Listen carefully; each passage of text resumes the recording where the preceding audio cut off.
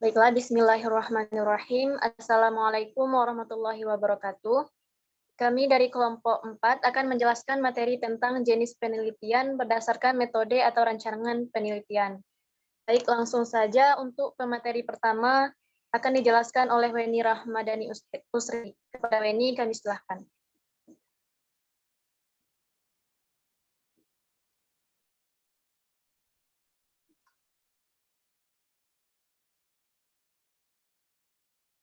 Baiklah, terima kasih moderator. Di sini saya akan menjelaskan tentang penelitian historis. Ada dua pendapat ahli tentang pengertian penelitian historis, yaitu pertama menurut Kurniawan tahun 2018, yang kedua menurut Wasino tahun 2018. Jadi dari pengertian kedua ahli tersebut dapat disimpulkan bahwa penelitian historis atau sejarah merupakan suatu metode atau cara yang digunakan dalam penelitian peristiwa sejarah yang bertujuan untuk merekonstruksi kejadian waktu lalu secara sistematis dan seakurat mungkin dengan cara mengumpulkan, mengevaluasi, memverifikasi, menyatakan bukti-bukti yang mendukung, serta menarik kesimpulannya dan hasil yang didapatkan disajikan dalam bentuk tertulis. Contohnya, yaitu pertama penelitian tentang sejarah pembaharuan pendidikan Islam di Minangkabau sebelum kemerdekaan 1945. Contoh kedua tentang manajemen lembaga riset dan keilmuan Islam klasik era Khalifah Al-Ma'mun dan Harun Ar-Rasyid. Yang kedua, penelitian deskriptif. Ada dua pendapat ahli, yaitu menurut Dharma tahun 2008 dan kedua menurut Kurniawan tahun 2018. Dari kedua pendapat ahli tentang di atas dapat disimpulkan bahwa penelitian deskriptif itu merupakan penelitian yang dilaksanakan dengan tujuan mendeskripsikan atau menggambarkan suatu gejala, peristiwa, kejadian, ataupun masalah-masalah aktual yang sedang terjadi yang dilakukan secara objektif. Contohnya yaitu penelitian untuk mengungkapkan bagaimana kompetensi guru bahasa Indonesia. Yang kedua, contoh yang kedua yaitu bagaimana manajemen hubungan kerjasama sekolah dengan masyarakat. Selanjutnya itu langkah-langkah penelitian deskriptif. Yang pertama, perumusan masalah. Metode penelitian manapun harus diawali dengan adanya masalah, yakni pertanyaan-pertanyaan penelitian yang jawabannya harus dicari menggunakan data dari lapangan. Yang kedua, menentukan jenis informasi yang diperlukan. Dalam hal ini, peneliti perlu menetapkan informasi apa yang perlu untuk menjawab pertanyaan atau masalah yang telah dirumuskan. Yang ketiga, menentukan prosedur pengumpulan data. Ada dua unsur penelitian yang diperlukan, yaitu instrumen dan alat pengumpul data, sumber data atau sampel, yakni dari mana informasi itu sebaiknya diperoleh. Yang keempat, menentukan prosedur pengolahan informasi atau data. Data dan informasi yang telah diperoleh dengan instrumen yang dipilih dan sumber data atau sampel tertentu masih merupakan informasi atau data kasar. Informasi dan data tersebut perlu diolah agar dapat dijadikan bahan untuk menjawab pertanyaan penelitian. Selanjutnya yaitu menarik kesimpulan penelitian. Peneliti menyimpulkan hasil penelitian deskriptif dengan cara menjawab pertanyaan-pertanyaan penelitian dan mensintesiskan semua jawaban tersebut dalam satu kesimpulan yang merangkum permasalahan penelitian secara keseluruhan. Selanjutnya itu kasus lapangan atau survei. Ada dua pendapat ahli. Yang pertama menurut Kurniawan tahun 2018, yang kedua menurut Siyoto tahun 2015. Jadi dari pendapat ahli tersebut dapat kita simpulkan yang dimaksud dengan penelitian kasus lapangan atau survei adalah Suatu teknik pengumpulan informasi yang dilakukan dengan cara menyusun daftar pertanyaan yang diajukan pada responden dalam bentuk sampel dari suatu populasi, baik besar maupun kecil.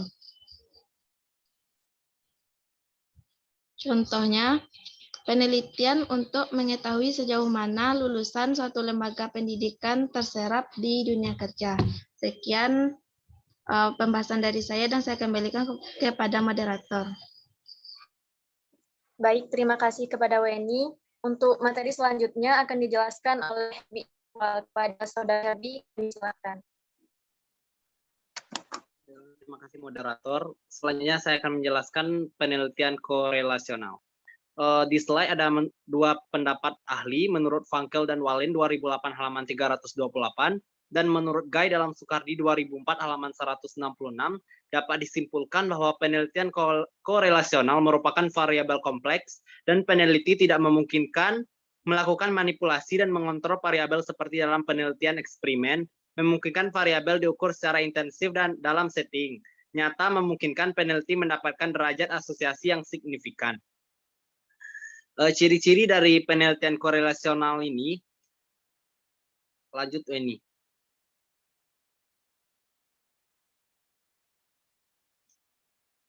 Ciri-ciri dalam penelitian korelasional ini ada yang pertama ada penelitian macam ini. Penelitian macam ini cocok dilakukan bila variabel yang diteliti rumit. Yang kedua ada studi macam ini memungkinkan pengukuran beberapa variabel dan saling hubungannya secara rentak dalam keadaan realistiknya. Yang ketiga ada output dari penelitian ini adalah taraf atau tinggi rendahnya saling hubungan dan bukan ada atau tidak adanya saling hubungan tersebut. Dan yang terakhir ada dapat digunakan untuk meramalkan variabel tertentu berdasarkan variabel bebas.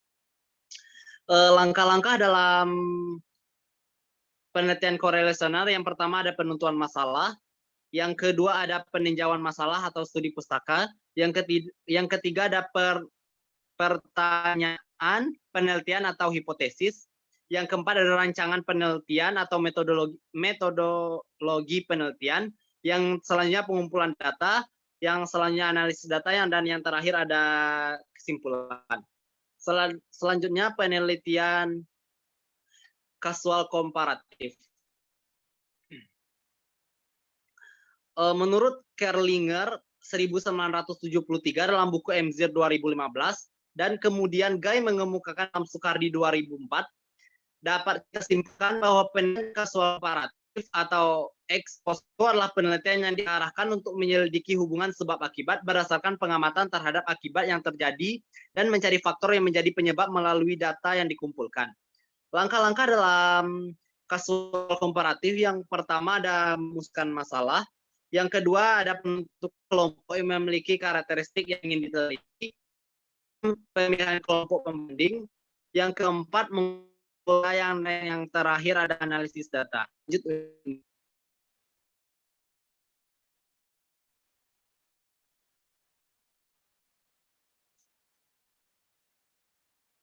Lanjut. Dan yang selanjutnya ada penelitian true eksperimen.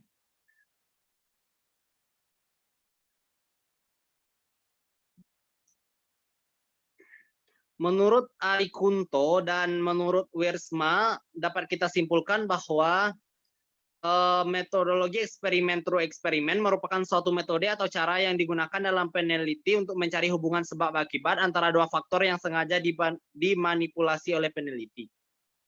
Lanjut, Weni.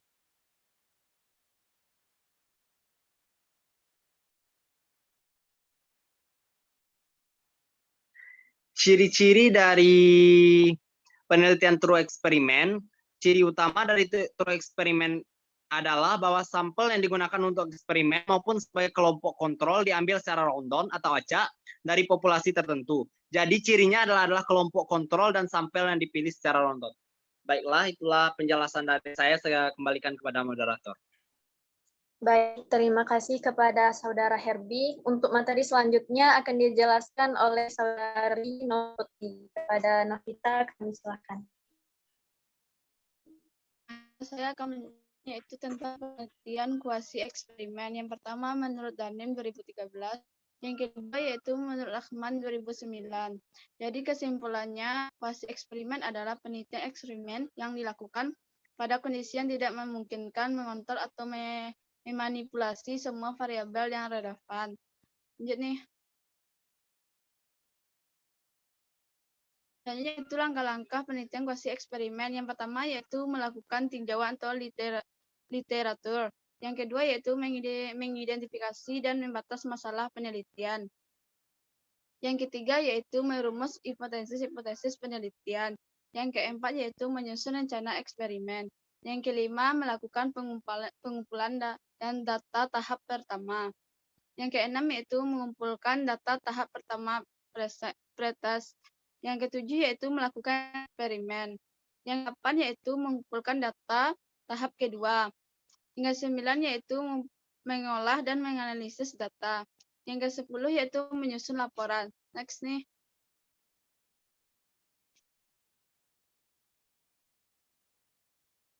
Selanjutnya itu penelitian campuran. Yang pertama menurut si Sugiono 2011.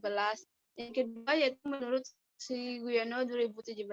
Jadi kesimpulannya penelitian campuran merupakan suatu prosedur untuk mengumpulkan analisis dan mencampurkan metode kuantitatif dan kualitatif dalam suatu penelitian untuk memahami permasalahan penelitian. Lanjut nih.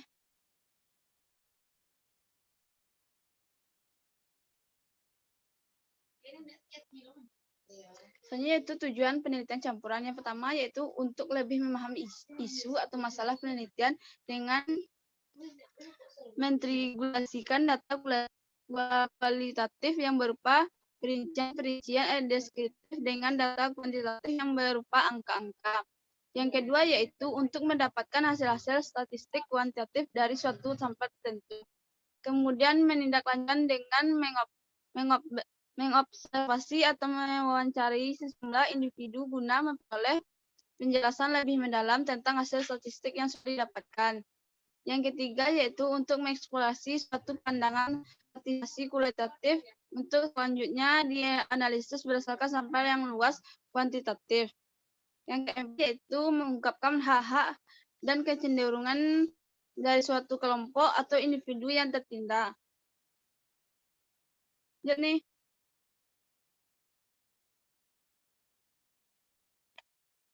selanjutnya IPTK, penelitian tindakan kelas. Yang pertama yaitu menurut Widayati 2008 dan menurut Sukanti 2008. Jadi kesimpulannya itu penelitian tindakan kelas adalah suatu langkah nyata yang dilakukan oleh guru dalam memperbaiki kualitas pembelajaran yang dilaksanakan. Permasalahan guru yang dihadapi guru sangat beragam dan dalam kegiatan belajar mengajar. Permasalahan harus dicarikan upaya pemecahan dalam penelitian tindakan kelas sehingga kegiatan belajar mengajar dapat berjalan secara efektif. Lanjut nih.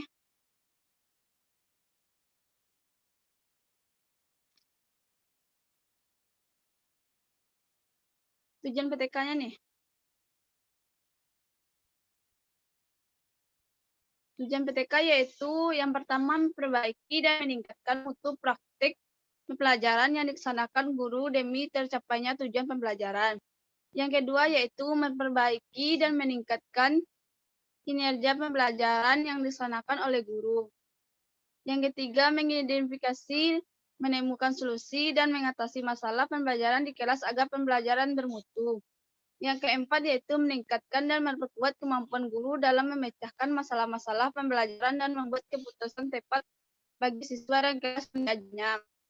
Selanjutnya yaitu mengeksplorasi dan membuahkan kreasi-kreasi dan inovasi-inovasi pembelajaran, misalnya pendekatan, metode, strategi, dan media yang dapat dilakukan oleh guru demi peningkatan mutu proses dan hasil pembelajaran.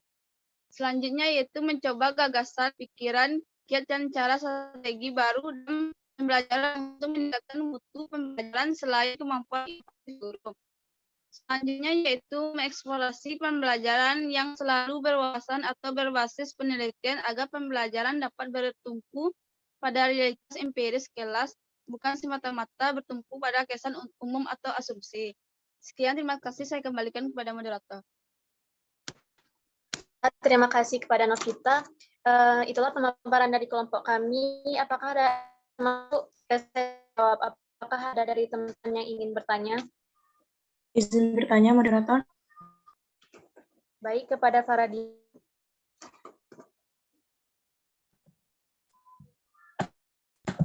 Baik, terima kasih kepada moderator atas kesempatannya. Di sini saya Faradila Fatuanesha ingin bertanya kepada kelompok penyaji, yaitu bagaimana langkah-langkah atau tahapan dalam penelitian tindakan kelas. Sekian, saya kembalikan kepada moderator. Terima kasih. Baiklah, apakah ada dari teman-teman yang ingin bertanya lagi? Izin bertanya, moderator. Ya, baik, kepada saudari Yasma, kami silakan. Baik, terima kasih pada moderator. Saya Resma Aulia. Di sini saya ingin bertanya, yaitu pertanyaannya, sebutkan manfaat dan contoh penelitian kuasi eksperimen. Sekian, terima kasih. Baiklah, ada yang ingin bertanya? Ada moderator. Baik, silahkan. Saya Surti Asri Sumandi 1913-9172 perwakilan dari kelompok 7 izin bertanya yaitu tentang penelitian deskriptif. Nah, pertanyaan saya, coba kelompok jelaskan apa itu karakteristik penelitian deskriptif. Terima kasih. Baik, karena pertanyaan dari teman-teman akan kami jawab di e-learning. Mungkin sekian dari kelompok kami. Apabila ada kesalahan, kami mohon maaf. Saya tutup dan billahi taufiq wal hidayah. Wassalamualaikum warahmatullahi wabarakatuh.